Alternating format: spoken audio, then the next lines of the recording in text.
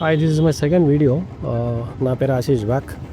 నాకు చాలా రోజుల నుంచి ఒక ర్యాండమ్ థాట్ అంటే మైండ్లో పురుగు తిరుగుతుంటుంది అనమాట. అది ఇవాళ మీ ముందు షేర్ చేయాలనుకుంటున్నా. నార్మల్గా ఈ వీడియో మీకు వచ్చే వరకు సాలరీస్ క్రెడిట్ అయిపోవచ్చు, మన ఈఎంఐస్ అందరూ పే చేయొచ్చు.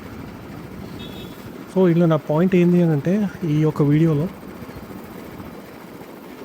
మనకి వాట్ ఇఫ్ రియల్లీ మనకు కూడా వితౌట్ డిఫాల్ట్ చేయకుండా మనం కూడా బ్యాంక్స్కి ఈఎంఐస్ పే చేస్తున్నాం కాబట్టి మనకి ఎందుకు రివార్డ్ ఉండదు నా point. So let start. Let me ask a question by starting.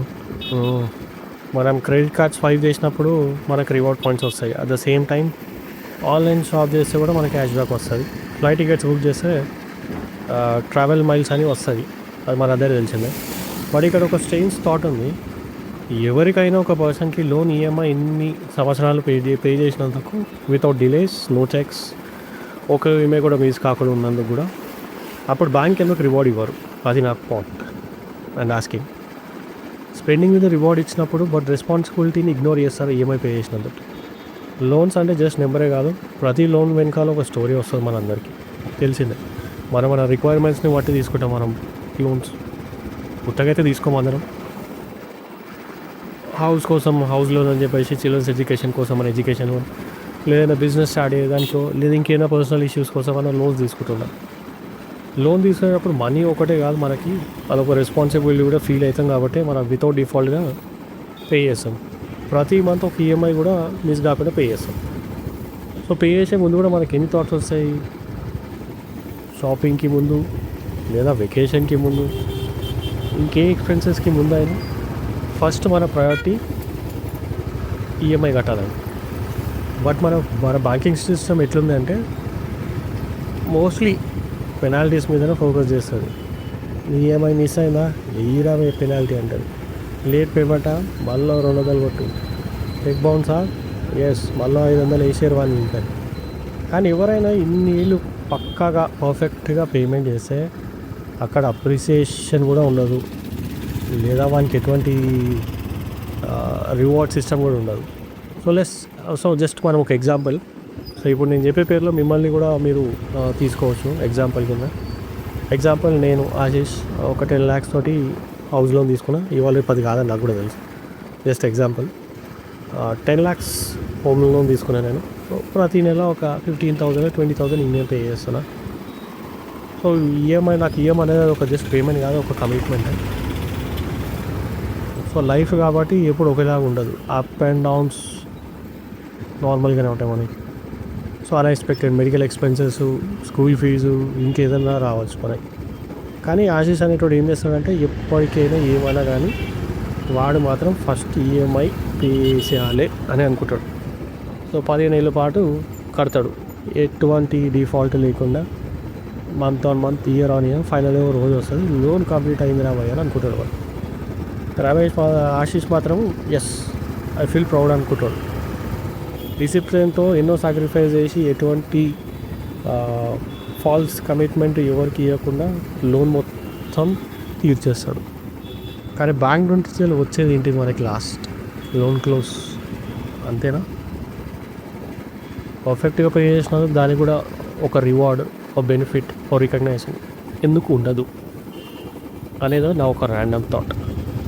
ఒకవేళ నిజంగానే ఈ థాట్ పనిచేసి బ్యాంకింగ్ సిస్టమ్ లేదా ఫైనాన్షియల్ సెక్టార్ డిసిప్లిన్ని రివార్డ్ చేస్తే స్పెండ్స్ని రివార్డ్ చేసినట్టుగా ఇమాజిన్.